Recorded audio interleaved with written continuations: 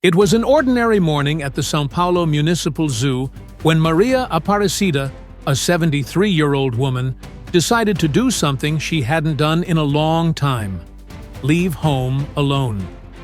Her children always insisted she shouldn't go out unaccompanied, especially after the Alzheimer's diagnosis she received 2 years ago. But on that Saturday morning, something inside her awakened an irresistible desire for freedom. Before I continue telling this absolutely spine-chilling story that happened, and that forever changed the lives of everyone involved, tell me here in the comments what city or country you're watching this video from right now. I really want to know where you all are from, and if you also have exciting stories to share. And go ahead and leave that like on the video, because this story is going to surprise you in a way you never imagined. I guarantee you'll want to share it with all your friends and family after discovering the absolutely unbelievable outcome of this case. Maria woke up early that day, around 5 in the morning, as she always had since she was young and worked as an elementary school teacher. Her blue eyes, which already carried the weight of years and the disease that was slowly erasing her memories, sparkled with a different gleam when she looked out the window and saw the sun rising with an especially beautiful orange tone. She vaguely remembered something about animals, about a promise made long ago, perhaps to her granddaughter, perhaps to herself. She wasn't sure, but the feeling that she needed to go somewhere was too strong to ignore. She put on her favorite outfit, that blue and white floral set that her late sister had given her years ago, slipped on her most comfortable orthopedic shoes, grabbed the small brown purse she always carried, and silently left the house while her son Rodrigo was still sleeping in the next room. The door closed with a soft click, and Maria began her journey without knowing she was about to star in one of the most extraordinary events ever recorded in the history of Brazilian zoos. The journey to the zoo wasn't short. It was almost 40 minutes by bus from the neighborhood where she lived. But Maria seemed guided by an instinct that overcame the confusion caused by her condition. She managed to catch the right bus, although she couldn't exactly explain where she was going when the conductor asked. She just mumbled something about seeing the animals, with a childlike smile on her face that made the public transport employee allow her to continue her journey. Throughout the entire trip, Maria looked out the window with wide eyes, like a child on her first school field trip, pointing at trees, birds, and cars, creating little stories in her mind that mixed with real memories and imaginations that her fragile mind produced without control. Other passengers looked at her with a mixture of curiosity and tenderness.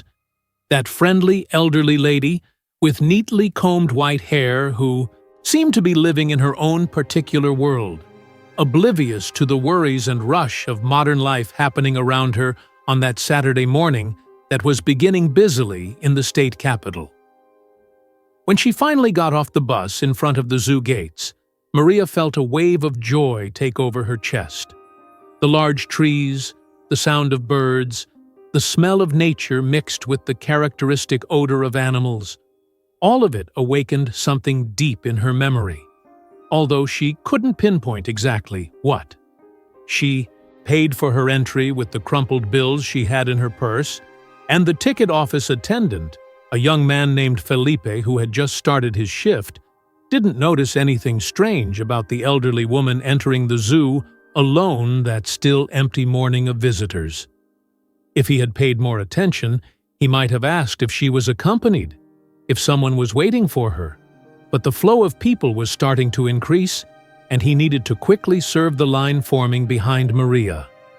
She crossed the turnstile with difficulty. Her legs weren't as agile as before, and began walking along the paved paths of the zoo, passing several attractions without really paying much attention, as if she were looking for something specific that her heart knew what it was, even though her confused mind couldn't name it. And then she arrived at the lion enclosure.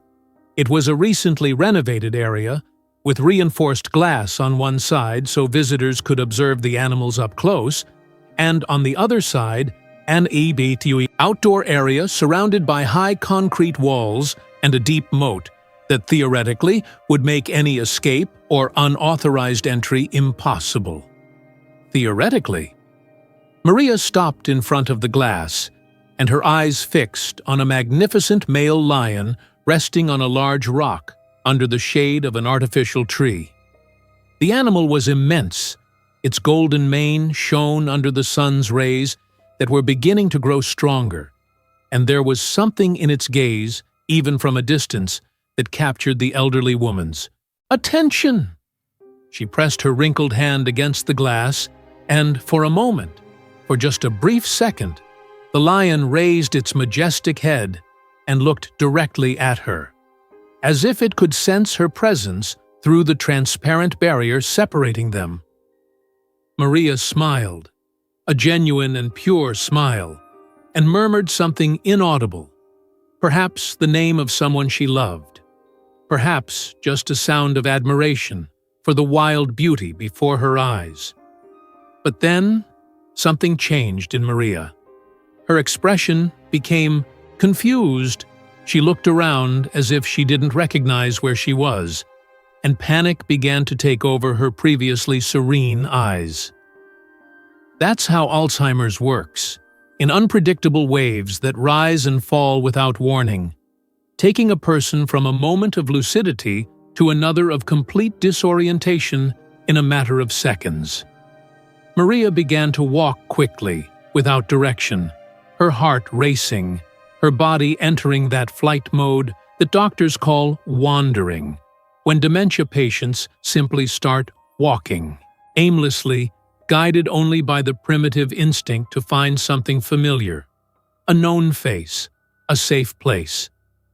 She passed families with children, groups of teenagers taking selfies, couples holding hands, and no one noticed the silent desperation stamped on her face.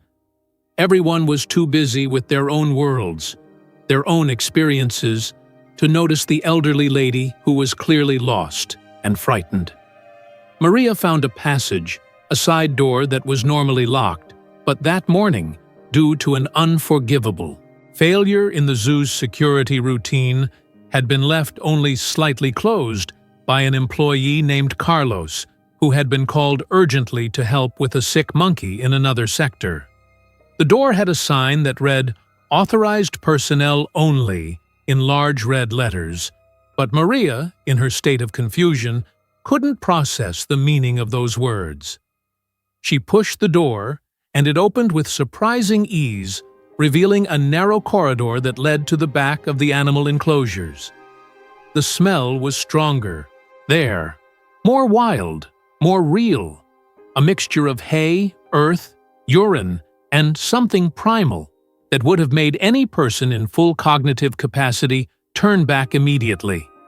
But Maria kept walking, her orthopedic shoes making soft sounds against the concrete floor, her breathing becoming more labored as anxiety consumed her body that no longer knew where it was or where it was going. The corridor branched in several directions, and Maria, guided by nothing more than chance and confusion, turned right, then left, then right again, penetrating deeper into the restricted areas of the zoo. She passed empty cages being cleaned, storage areas filled with bags of food and maintenance equipment, and finally arrived at a metal door that was slightly ajar. On the other side of that door was the outdoor area of the lion enclosure, the same place where the majestic animal she had admired minutes before now paced back and forth, displaying the restless behavior typical of large felines in captivity. Maria didn't understand what that door meant, didn't recognize the danger lurking on the other side. She just saw an exit, a way out, perhaps a path home, and without hesitation, she pushed the door and stepped into the lion's den. The moment her feet touched the earth of the enclosure, the world seemed to stop. The morning sun, which had been so beautiful and welcoming minutes before, now seemed oppressively hot. The sound of visitors on the other side of the glass became a distant murmur, almost unreal. And the lion, that magnificent creature of almost 200 kilograms of pure muscle and predatory instinct, stopped its pacing and turned its massive head toward the intruder who had just invaded its territory.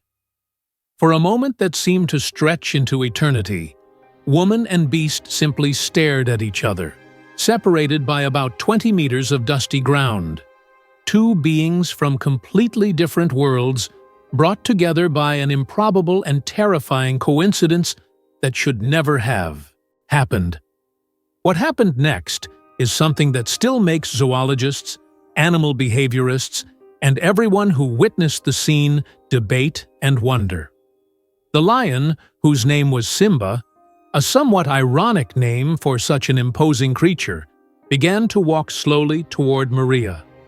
His eyes, golden and penetrating, remained fixed on the elderly woman, who now stood paralyzed in the center of the enclosure, her confused mind unable to fully process the mortal danger she was in. Zoo employees on the other side of the glass began shouting. Security alarms started blaring, and chaos erupted among the visitors who were beginning to realize that something terrible was about to happen. A mother covered her son's eyes. A man grabbed his phone and started recording. Someone screamed for someone to do something, to save the lady. But everything was happening so fast and so slowly at the same time, as if reality itself was distorted by the impossibility of the situation unfolding before everyone's eyes. Simba approached step by step, his enormous paws leaving deep marks in the dry earth, his muscles rippling under his golden coat with each calculated movement. Maria, for her part, seemed to have entered a state of almost supernatural calm. The panic that had consumed her minutes before had given way to a strange serenity, as if some part of her subconscious had accepted that there was no escape, that this was the end, and there was no point in fighting the inevitable. She stood there, small and fragile in her floral dress, her white hair moving slightly in the morning breeze, her blue eyes meeting the predator's gaze with a resignation that was both heartbreaking and somehow beautiful in its acceptance. The distance between them shrank more and more, 15 meters, 10 meters, 5 meters, until finally Simba was so close that Maria could see every detail of his imposing face, every whisker, every scar, every shade of gold in his eyes that now examined her with an intensity that seemed to penetrate directly into her soul. And then, in a moment that no one who was there that day will ever forget, something extraordinary happened. Simba stopped less than 2 meters from Maria, lowered his massive head, and instead of attacking, instead of doing what every wild animal would do when an intruder invades its territory, he simply sat down. He sat down like a domesticated dog would, his hindquarters resting on the ground, his tail moving slightly from side to side, his eyes never leaving Maria's face, but no longer with an expression of threat or aggression, but with something that could almost be described as curiosity, or even, and this seemed impossible, recognition.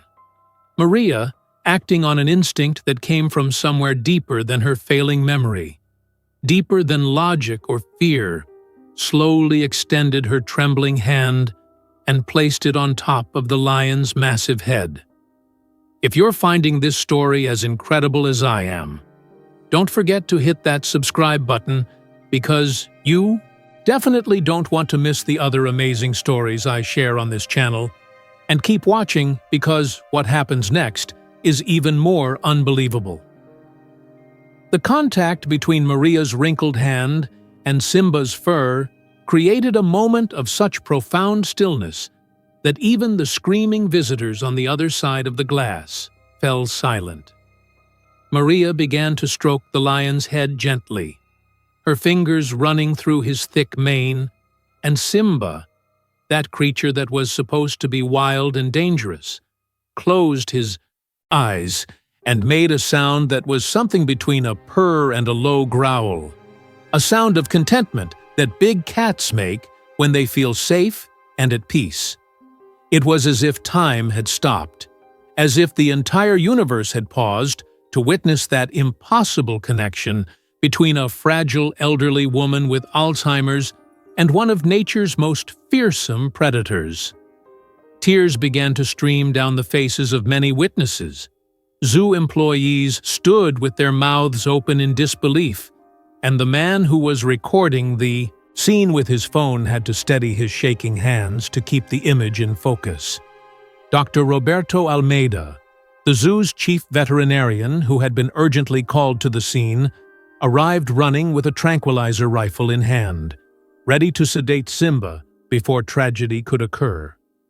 But when he saw what was happening inside the enclosure, he stopped abruptly, his finger moving away from the trigger, his professional training conflicting with what his eyes were witnessing. He had worked with large felines for over 20 years, had studied their behavior, knew every aspect of their predatory nature, and what he was seeing simply didn't make sense according to everything he had learned. Lions don't behave this way with strangers, especially not with vulnerable prey that had invaded their territory. And yet, there was Simba, calmly allowing himself to be petted by Maria, who now spoke softly to the animal in a voice so low that no one could hear what she was saying. But whatever the words were, they seemed to be having a hypnotic effect on the beast.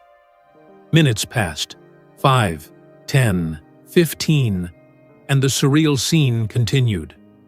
Maria sat on the ground, her legs no longer able to support her, and Simba lay down beside her, his massive body so close to hers that anyone watching would think they were old companions, friends reunited after a long separation. Maria leaned against the lion's side, and he adjusted his position to offer her better support, a gesture so gentle and caring that it seemed to come from a domestic animal and not a wild predator that could kill her with a single swipe of his paw. The morning sun rose higher in the sky, visitors continued to arrive at the zoo and were immediately drawn to the crowd gathered at the lion enclosure. And soon hundreds of people were watching in absolute silence that scene that defied all logic and expectation. Zoo director Paulo Mendes arrived at the scene and immediately ordered his team to prepare for a rescue operation, but Dr.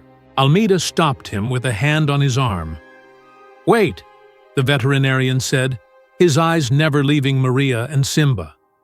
"We need to understand what's happening here before we intervene. Any sudden movement could change Simba's behavior and trigger an attack. Right now, she's safer than she would be if we tried to remove her forcibly." Paulo wanted to argue, to say that they couldn't just leave an elderly woman inside a lion enclosure regardless of how calm the animal seemed. But deep down, he knew the veterinarian was right. They had to wait, observe, and pray that whatever strange magic was keeping Maria safe would last long enough for them to figure out how to resolve the situation without anyone getting hurt. As the professionals debated the best course of action, a young zookeeper named Amanda approached with tears streaming down her face. "I know why he's not attacking her," she said in a choked voice. "I know what's happening." Everyone turned to look at her, waiting for an explanation that could make sense of the inexplicable. Amanda took a deep breath and began to tell Simba's story, a story that few people at the zoo knew in full detail. Simba hadn't been born in captivity like many of the zoo's animals. He had been rescued 5 years ago from a circus that had gone bankrupt, a place where he had been brutally abused since he was a cub. beaten and starved to make him obey, kept in a tiny cage that barely allowed him to turn around. When he arrived at the zoo, he was malnourished, traumatized, and so aggressive that no one could approach him without risk of being attacked. It took months of patient work, therapy, and above all, the dedication of an elderly woman who volunteered at the zoo working with traumatized animals. That woman's name was Helena, and she had been Maria's sister, the same sister who had given her the floral dress she was wearing that day. Helena had a special gift with animals, an almost supernatural ability to connect with the most difficult and traumatized creatures. She had spent countless hours sitting near Simba's enclosure, talking to him in a soft voice, singing old songs, simply being present, until, little by little, the lion began to trust again. Helena had been the first person Simba allowed to touch him after his rescue, the first face he associated with kindness instead of pain. And Helena, like her sister Maria, had also suffered from Alzheimer's in the final years of her life. She passed away 2 years ago, shortly before Maria received her own diagnosis.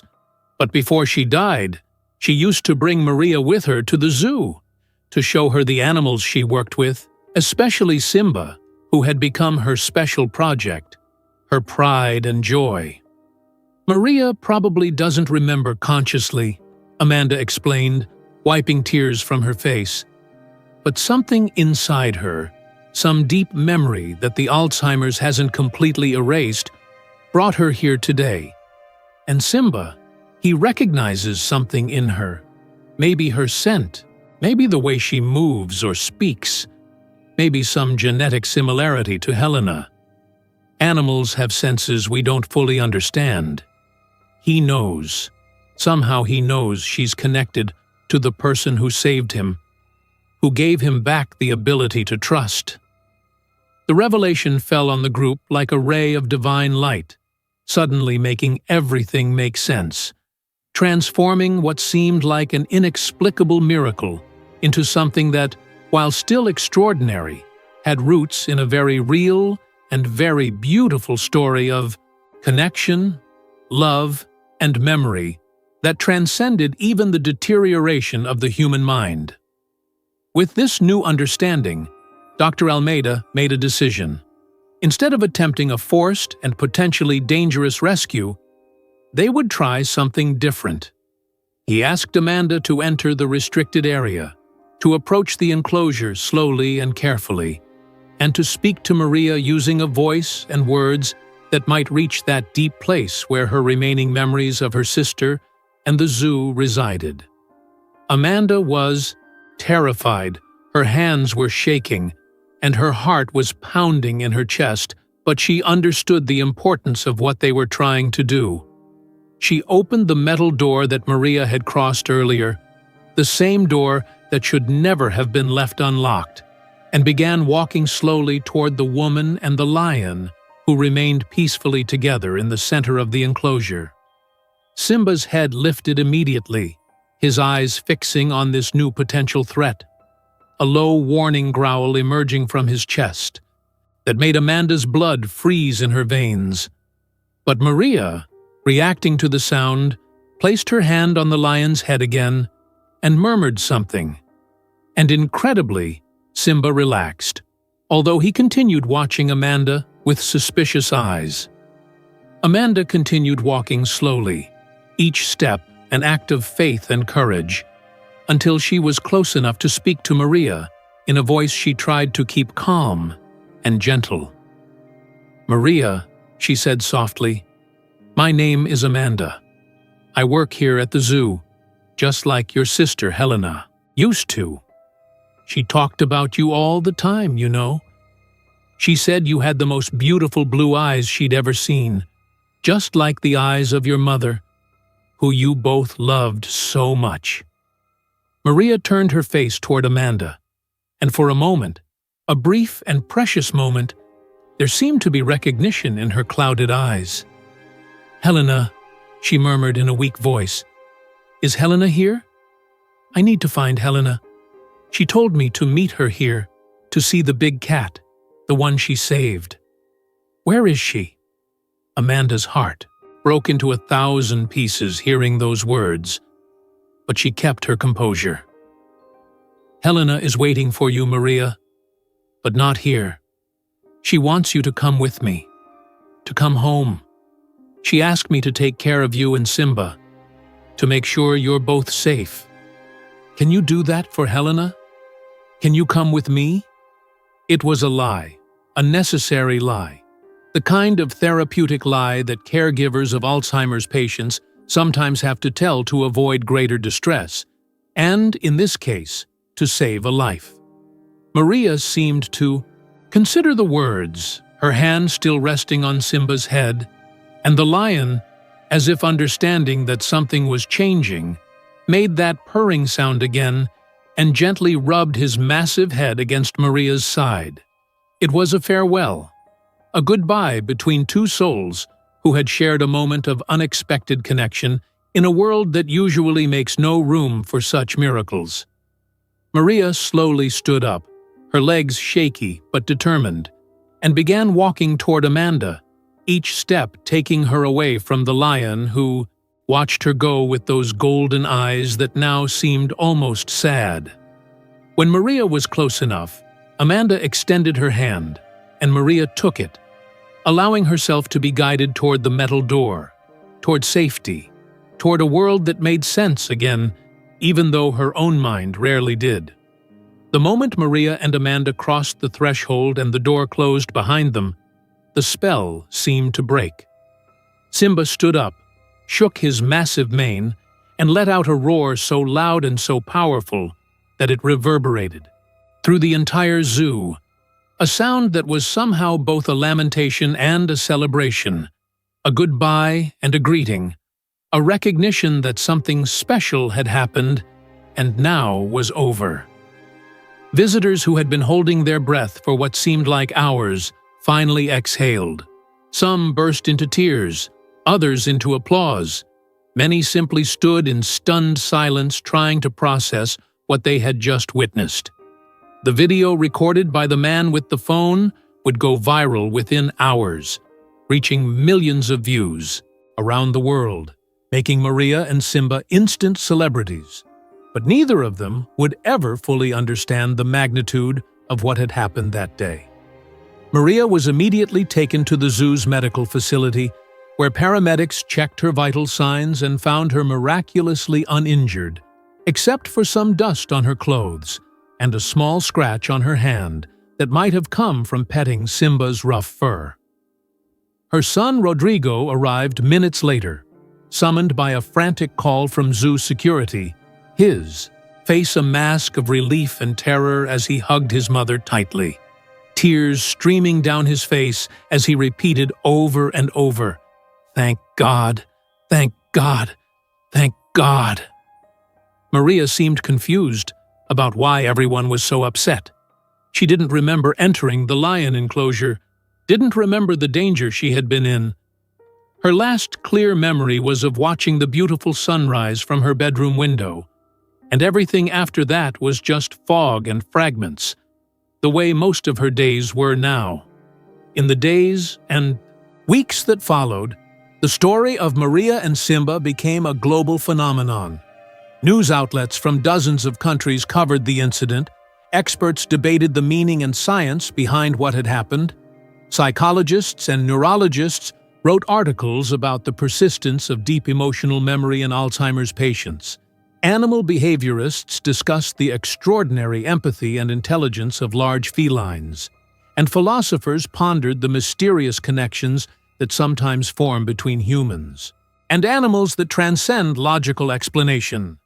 The zoo implemented new security measures to ensure nothing like this could happen again, and the employee Carlos, who had left the door unlocked, resigned in shame before he could be fired, though many people, including Dr. Almeida, publicly stated that they didn't blame him, that sometimes the universe conspires to create moments of grace that couldn't have happened any other way. But perhaps the most beautiful part of this entire incredible story is what happened to Simba himself. In the days following his encounter with Maria, zookeepers noticed a profound change in his behavior. The lion, who had always been somewhat withdrawn and solitary even after years of rehabilitation, became more playful, more engaged, more present. He seemed to have undergone his own kind of healing, as if Maria's unexpected visit had closed a circle that had been left open when Helena died, giving him closure and peace that he hadn't known he needed. Children who visited the zoo began to notice that Simba would sometimes sit close to the glass, exactly in the spot where Maria had first seen him, looking at the visitors with those golden eyes that seemed to be searching for something or someone. And local legend began to say that if you placed your hand on the glass where Simba's paw touched from the other side, you would feel a warmth that wasn't just physical, but emotional, a connection to something greater than yourself. As for Maria, her Alzheimer's continued its inevitable progression, as the disease always does, gradually erasing more and more of the person she had been.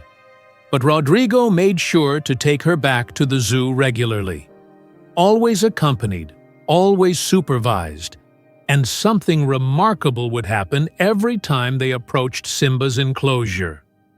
Even when Maria couldn't remember her own son's name, even when she didn't recognize her own home, something would light up in her eyes when she saw Simba.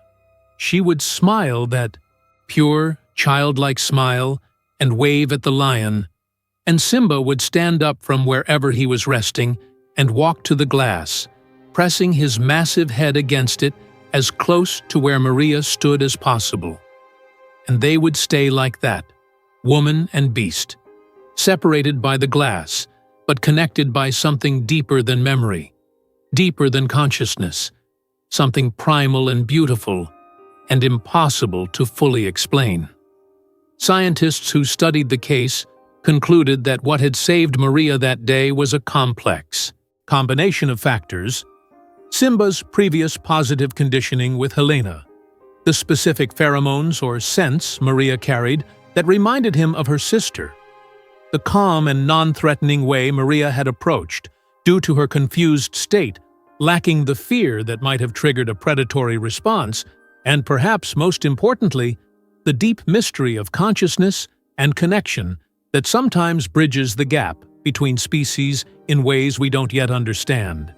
But for the hundreds of thousands of people who watched the video, for the millions who heard the story, the explanation didn't matter as much as the proof it provided of something everyone wants to believe: that love and kindness leave marks that last even when memory fails, that connections formed in compassion resonate beyond death, and that sometimes, just sometimes, the universe arranges for miracles to happen in the most unexpected ways and places.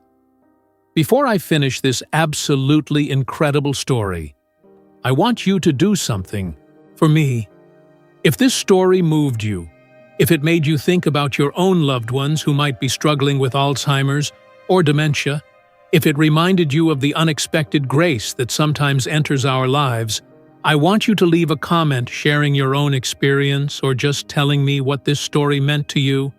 And if you haven't already, please hit that subscribe button and turn on notifications, because I share stories like this regularly, true stories that remind us of the beauty and mystery of life, and I don't want you to miss a single one. Also, share this video with someone who needs to hear a story of hope today. Because in a world that often seems dark and hopeless, stories like Maria and Simba's remind us that miracles do happen. Love does persist. And sometimes, the most broken among us are the ones who end up creating the most beautiful moments. The final chapter of this story is both sad and beautiful. Maria passed away peacefully in her sleep 2 years after her encounter with Simba, surrounded by her family who had spent those final years making sure she was loved and cared for every single day. When Rodrigo informed the zoo of her passing, Dr. Almeida made a decision that some might consider anthropomorphizing the animals under his care, but that everyone who knew the full story understood was absolutely necessary. He walked to Simba's enclosure early in the morning, before the zoo opened to visitors, and stood at the glass calling the lion's name, softly.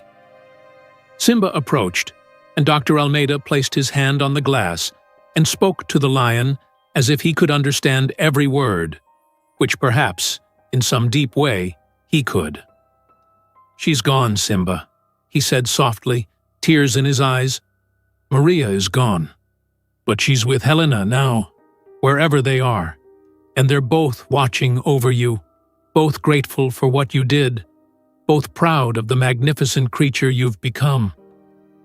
Simba stood at the glass for a long moment, those golden eyes meeting the veterinarian's gaze, and then he did something he had never done before and would never do again.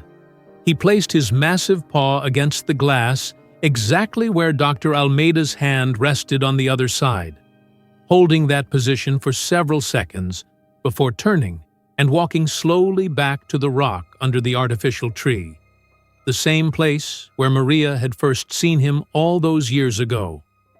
He lay down, placed his head on his paws, and stayed there for the entire day, refusing food, barely moving, as if in mourning.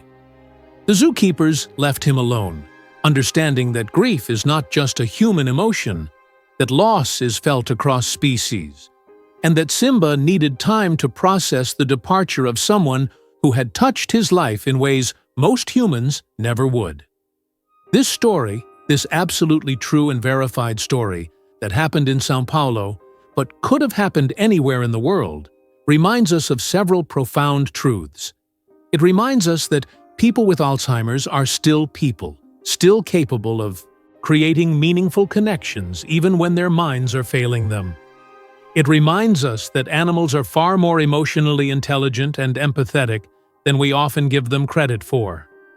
It reminds us that the love and kindness we show in our lives creates ripples that extend far beyond what we can see or measure, touching lives and creating connections that persist even after we're gone.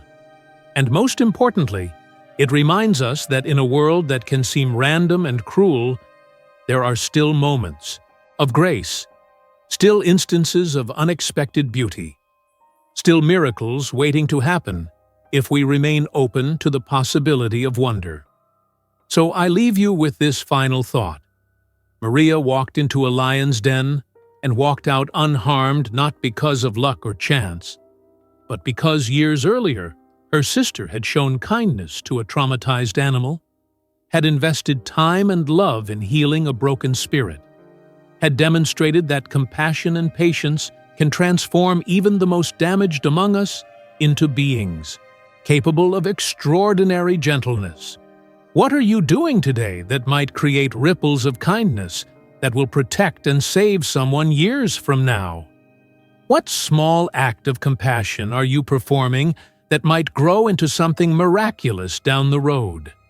Every choice we make, every kindness we show, every moment of patience we offer creates threads in the universe that weave together in ways we cannot predict or control. And sometimes, just sometimes, those threads come together to save a life in the most unexpected and beautiful ways imaginable.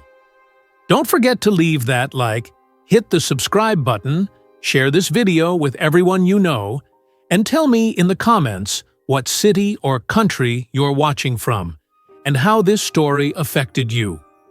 Thank you for watching, thank you for caring, and remember, kindness always matters, love always persists, and miracles are always possible. See you in the next video.